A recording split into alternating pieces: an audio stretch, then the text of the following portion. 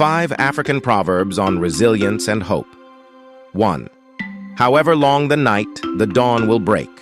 This proverb reminds us that no matter how difficult or dark a situation may seem, there is always hope for a better future. It encourages resilience and a positive outlook during challenging times. 2. Smooth seas do not make skillful sailors. This proverb teaches us that challenges and obstacles are opportunities for personal growth and development. Difficulties help us become more skilled and experienced. 3. However little food we have, we'll share it even if it's only one locust. This proverb emphasizes the importance of generosity and community support, even in the face of scarcity.